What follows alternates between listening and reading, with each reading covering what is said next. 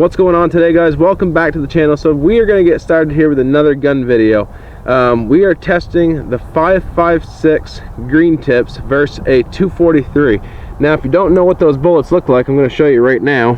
And this right here is a 5.56 green tip, and it's a nice little bullet. The green tip is made for penetrating steel. It has a steel core, I guess, in the center of the bullet. Or steel penetrating tip, whatever you want to call it. And then this is a 243 Winchester, and the differences between the bullets are they're pretty cool, really. They're close in velocity, but the grain weight is different. With your 5.56, this is a 62 grain full metal jacket, and it is moving at 3,060 feet per second, and the foot-pounds of energy created from this bullet is 1,289. Now this is a 62 grain full metal jacket, keep in mind. Now this is the 243 Winchester. This is a 100 grain soft point bullet. This is meant for deer hunting mainly, environment hunting, stuff along the lines of that. Almost 40 extra grains on the bullet is moving at 2,960 feet per second, and the foot-pounds of energy on this bullet here is 1,945. So that's quite a difference, but I'm pretty excited to see the difference. And I'm going to show you the guns here that I'm using for today's test. Now I'm expecting to lose a little velocity out of the 5.56 just because I have a shorter barrel, but this here is the 243. It's a Savage, just a Savage bolt action 243. It's a hunting rifle, essentially, is what it is. Nice little gun. And then for the 5.56, we have an Anderson Arms AR-15. It's a good gun. But it's got a shorter barrel, and I'll show you the difference here, just like this. I'm not sure how much difference the barrels are, but barrel to barrel, it's about 5 inches shorter, guys. I don't know how well you can see that, but it's about 5 inches shorter. So I'm pretty excited to see the results of this. If you've watched my latest AR-15 videos of the green tips, you'll notice that they penetrate through some crazy stuff. Like, I blew through a brake rotor with the 5.56 last time, and I was pretty excited about that. I mean, that was pretty freaking cool, but it got stopped on a polymer lid, which I don't have the lid with me today, but that's okay. We got some pretty cool stuff to shoot anyways.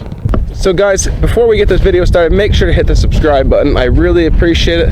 And leave suggestions down in the comments of what you want me to shoot next, and different targets and whatnot, different calibers, stuff like that. But let me show you the targets here. I didn't have any wood planks, which is okay, and I'm going to show you why right now. Because this wood right here, way harder than your standard 2x4s or pine boards. This right here is beech, wicked hard, nice hard wood. And that thing is like, I don't know, probably a good 6 inches thick or so. And if it makes it through that, which I highly doubt, it's got another 4 inches of hard maple to go through. So I'm pretty excited to see what they do on this, but I'm not sure if they're gonna, either one of them is gonna make it through that. That's pretty intense. Of course, then we just got some water jugs here, a couple there, a couple there, a couple nasty old squashes back there that I'm gonna shoot because they're just disgusting, and they're old, they're not edible anymore. And then right here, guys, this is a serious thick piece of iron. I mean, that's my finger on that sucker. That's a good at least 5/8 or thicker piece of metal, and it's solid. I mean, the thing weighs like 20 freaking pounds or more. I'm pretty excited to see if the 5.56 will go through that, just for the fact that last time it blew through a brake rotor, which was pretty thick, but not quite as thick as this. So all these tests are going to be performed from about 15 to 16 yards away, somewhere around that distance. I'm not going to show myself shooting, just because it's so windy out today that the GoPro is going to suck. Basically just going to put the big camera up on the targets, and I'm going to basically show you what's going to happen. So I'm going to show you the bullets here one more time, just to clarify that the 243 is gigantic compared to the 5.56, and I want to see how they perform. I mean, that's quite a difference, not only in weight but in powder charge. I'm sure the velocities are pretty close to the same, but again, this is just a hunting round. It's just a soft point lead bullet meant to expand. I don't think this is going to perform very well in the steel, but this one is a FMJ green tip, and it's got the steel penetrator tip on it. So I think we're going to start out with the 243 shooting at the wood, and then we're going to hit the 5.56. So let's get started here. So guys, definitely if you're performing any of these type of tests, always make sure to wear your eye protection and ear protection. Save your hearing so you can hear what your grandkids are saying when you're, you know, old. But so I'm just gonna load up the old Savage 243 here. You just put the clip in, obviously, just like this, any other bolt action rifle pretty much. Send one in, and we're locked, loaded, ready to go.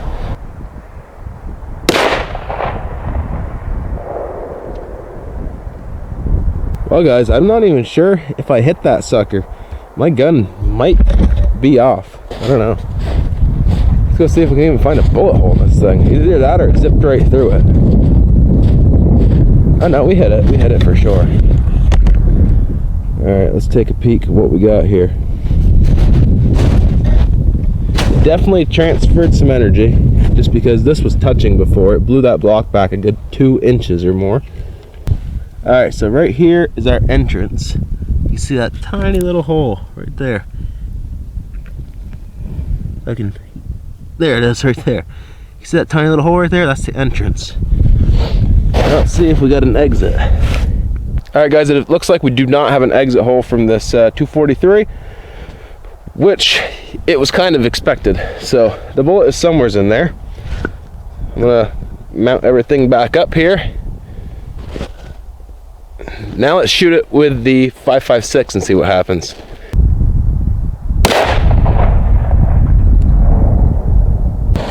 And there is our, not sure how well you guys can see it or not, but there's our entrance hole, tiny little hole.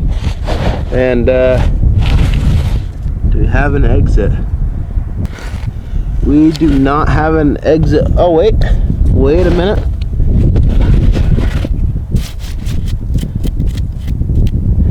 We might have something here. I gotta take this back to the truck. That wood right there is broken. You can see that. That means it almost made it through. So let me bring this back to the truck. We're gonna dig into it here. Alright guys, I'm gonna try to dig it out with this knife, I guess. See what happens. Probably break the tip of the knife for sure.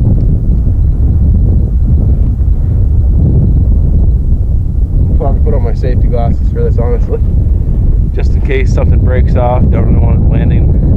Just in case something breaks off. Oh, here we go. There's the bullet. Oh wow, that's so weird.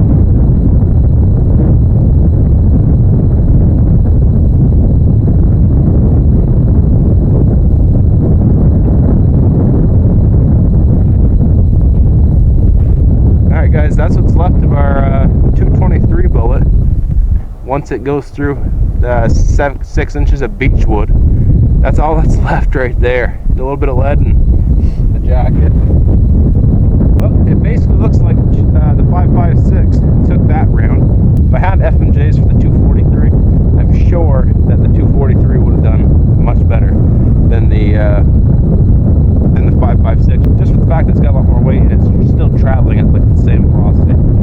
So now we're just going to pop a couple of these water jugs and just see what kind of energy transfer there is between the two rounds. Alright guys, so the blue one is going to be the 243 and the red one is going to be the 5.56. So let's see what kind of energy they transfer. There we go. 43.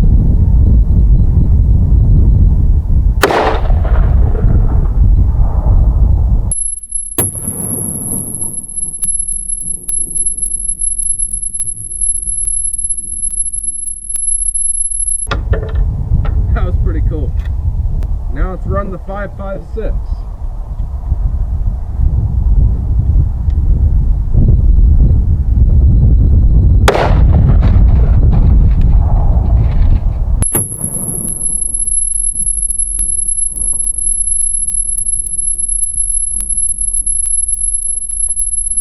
Alright Alright guys, so right away, you can see when that 243 hit, man, it literally blew the jug a good 15 feet or more backwards.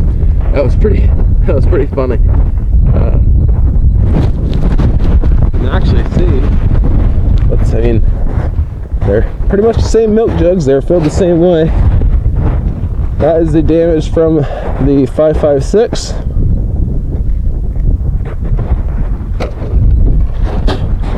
And wow, that 243, man, woo, that thing, oh. Yeah, 243 takes that win today for sure. There's the top half of the milk jug, and here's some part of it. Yeah, 243 definitely wins that round. You have to agree with me. I mean, just look at the carnage. That tells you all it needs to. So now we're just going to shoot those cardboard jugs to see how those react, and let's see how they react with both rounds. First up is the 243.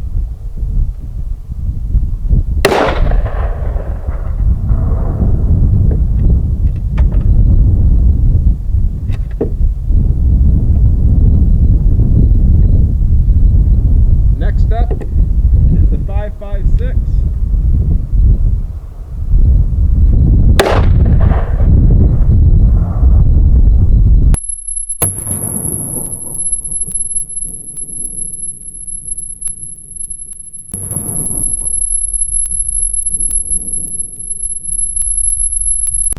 Alright guys, right away again you can clearly see who won that round. The 243 won by far. So now we're going to switch it over and we're going to shoot that piece of steel. That thing is going to really, I'm curious to see what the heck happens here, guys. Really curious. We're going to shoot it with the 243 first, and then we'll probably have to set it back up, and then we'll shoot it with the 5.56.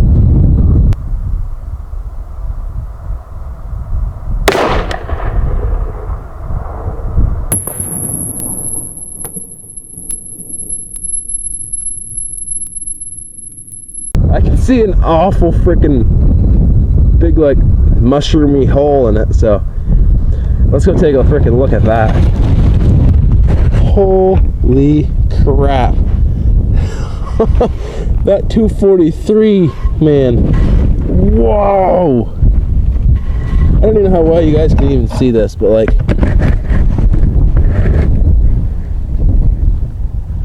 look at the freaking size of that hole. That hole is huge. I can fit my pinky in there. I could literally fit my pinky into there. Well, not quite, but almost. That hole is that's impressive. That's a good half-inch hole in that thing. My goodness. That's pretty crazy.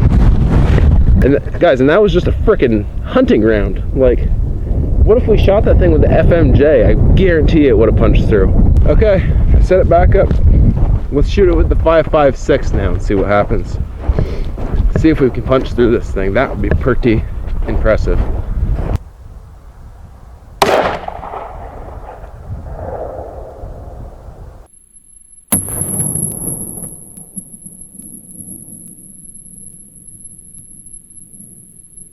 I don't think it made it through, guys.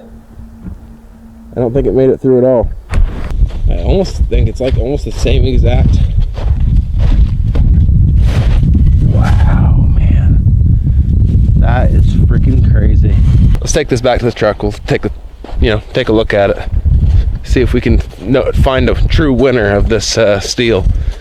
Alright guys, so turning this thing around, this was the 243 right there, and that's a pretty impressive crater. Now this right here was the 5.56, and honestly I think the hole is actually looks like it's a little bit bigger than the 243, and I don't know why that is, but the 243 actually penetrated deeper.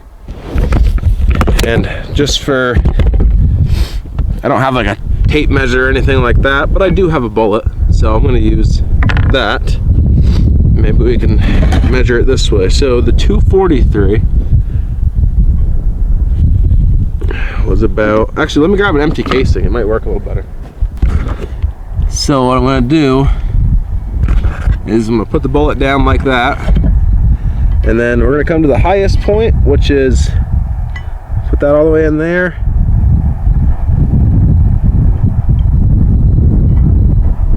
and then scribe a line just like this. I know this is probably going to dull my knife, but it's the only way I can show you guys. So I don't really know if you can even see that freaking line, but whatever. Oh yeah, we definitely, yeah.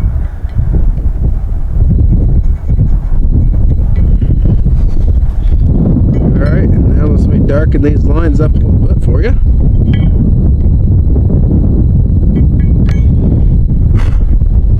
Alright guys, so what we have here is, let me use the knife to show you examples.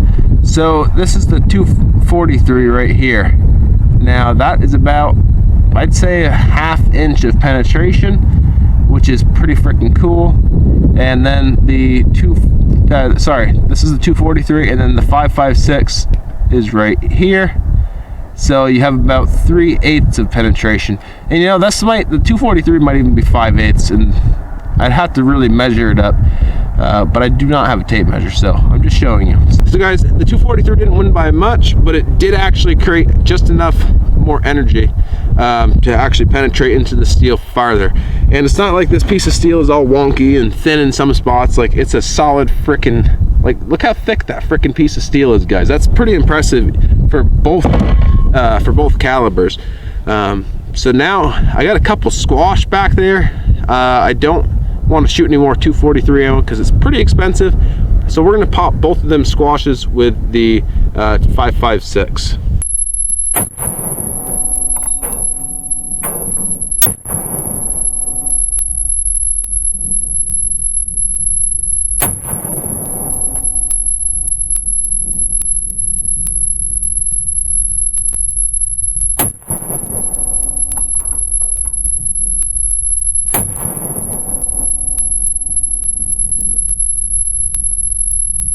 Look at the hole that thing created. That's pretty freaking impressive. But maybe it's just a little too rotten or something. I have no clue. It's nasty though. So what we can take from today, guys, is the 243. Obviously, it's a bigger round, so it's more powerful, essentially. Even though they're moving at like the same velocity, the 243 is still creating, I think, like almost 600 more foot-pounds of energy. And that's just due to the fact it's got a heavier grain bullet. So yeah, guys, 243 is the winner between the two calibers. Let me know what you want to see next on the channel. Also, if you want to send anything into the channel for me to shoot, or some fan mail, or like letters, whatever you want to do, my address to send stuff to is down in the description. Also, follow me on Instagram and Facebook. You can find it at Guns&Rods Outdoors. Make sure to hit the subscribe button, guys. Thanks for watching. Let me know what you want to see next.